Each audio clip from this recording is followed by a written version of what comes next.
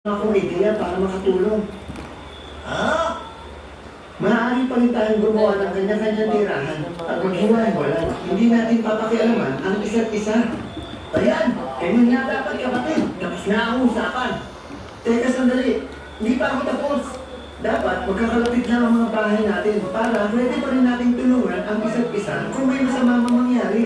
Oo nga, tama naman siya. Oo na, sige na, sang-ayon na ako. Pero sa tingin ko, hindi naman ako magkakaproblema dito eh. Kinabukasan, pinarkahan na nila ang pagtatayuan nila ng bahay at naglakbay para kumuha ng mga materyales na ipagpapagawa ng mga ito. Makakatipid ako kung yung bahay ko ay madami. Mas madali ko ito matatapos. Gagamitin ko yung matitirang pera. Ma'am, ayaw ka rin sa kwarta mo. Kaya pumunta siya sa isang magsasaka. Kinuha mo sa sasaka. Gusto kong bilhin lahat ng dayami ito para sa aking bagong bahay.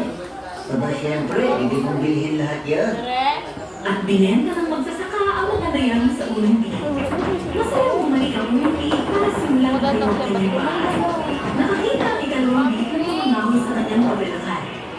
Malamang mas matibay at presko ang bahay ng gawa sa pagpat.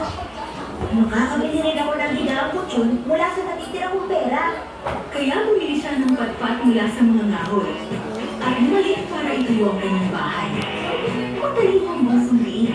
Kaya naman, nagpasa siyang magtayo ng isang bahay na gawa sa bato para tiyak ang matibay ito. Mas mabuti na sa lapag na lang ako matulog. Basta, masiguro kong matibay ang aking bahay ngayon at sa inaharap. Kaya naglakbay siya at kumain ng mga bato at simento. Nang palubog na ang araw, tumalik na ang tatlong biik at simulang itayo ang kanilang bahay. Natapos ang unang biik sa kanyang bahay inaumagahan. Wow! Napakagaling ko talagang arkitekto! Nauna kong matapos ang aking bahay sa dalawang kapatid. Ngayon, pwede na akong uminom ng tsa sa loob ng pagpahinga. Paano siya natapos ng ganun kabilis? Mamayang gabi, sigurado matatapos ko na rin ang bahay ko. Kaya nagtrabaho siya buong pagdamag at natapos ang kanyang bahay pagsapit ng gabi. Dahil gawa ang bahay ko sa pagpat, tiyak mas matibay ito kaysa sa bahay na dayami. Ngayon, pwede na ako matulog sa loob ng bago kong bahay. Mabilis nang natapos ang bahay ng dalawang niyang kapatid, hindi ito pinansin ang ikatlong biik. Ginawa pa rin niya ang pundasyon ng kanyang bahay. Kinabukasan, nakita ang dalawang biik nagtatrabaho pa rin at pinagtawanan nila ito. Anong nangyari kapatid? Nahirapan kang itayo ang iyong bahay. Dapat kasi kinonsulta mo muna ako. Ang bahay ko ang pinakamatibay sa lahat. At sigurado ako, hindi ito mayayanig na kahit anong bagyo o sakuna sa mga taong lilipas. Ano? Tingin mo parang kumagahin namin? At sa'yo lang ang matibay, ha? Hindi napansin ng bunsong biik ang panlalait ng kanyang mga kapatid at lang ang pansin sa paggawa ng bahay. Unti-unti, natapos din niya ang kanyang bahay sa loob ng isang mundo. Pagkalipas ng ilang araw, masayang nanirahan ang mga biik sa kanilang mga bahay. Oo. Ngunit isang loob na nakita sa tatlong biik at nagawa siya ang kainin ng magkakapatid. Okay lang man daw sa iyahan. Okay lang Paano man daw. ang bahay ng unang biik at umuwi?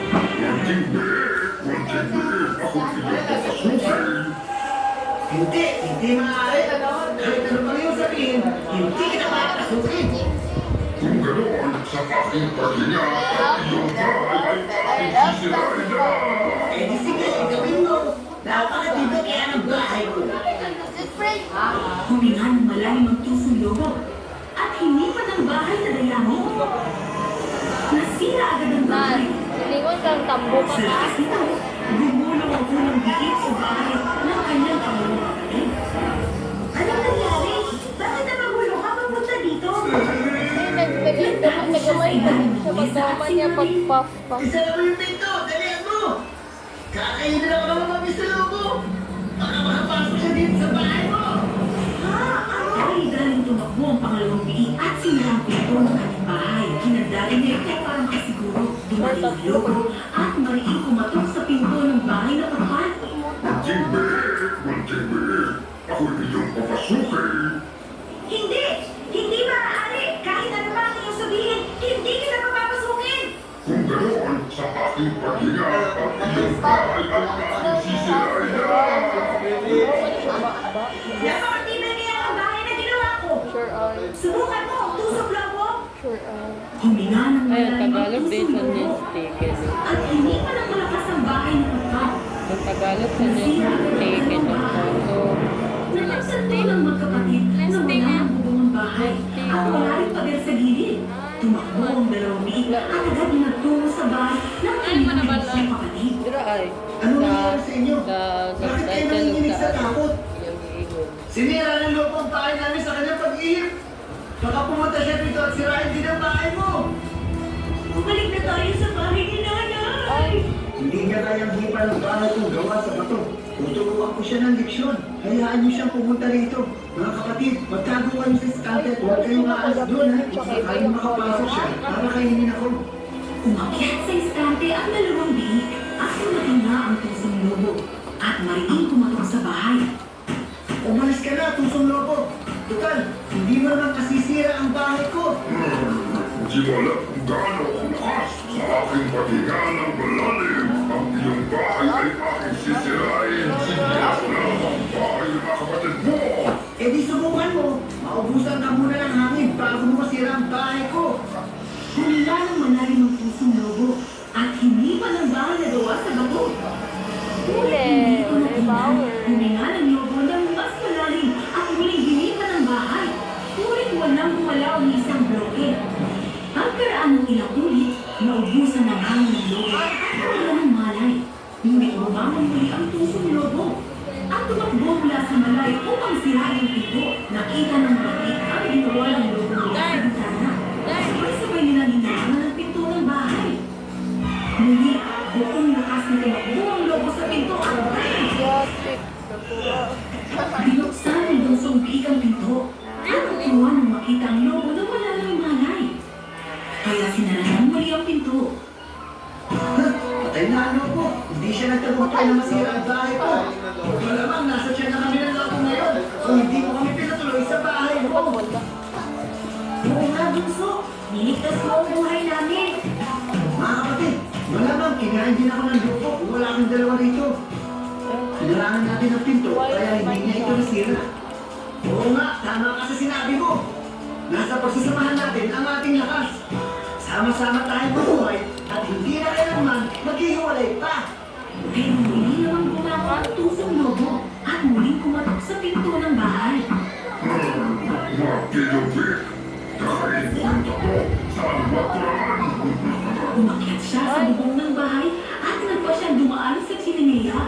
Narinig ng mga biik ang yapak ng lobo sa bubungan at nalaman ang masamang balak nito. Kaya sinindihan Ay, bright. habang sa ilalim.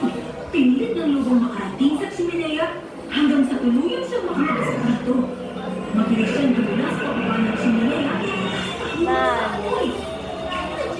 At masayang mamuhay ang magkakapatid na biik na masaya at mapayapa.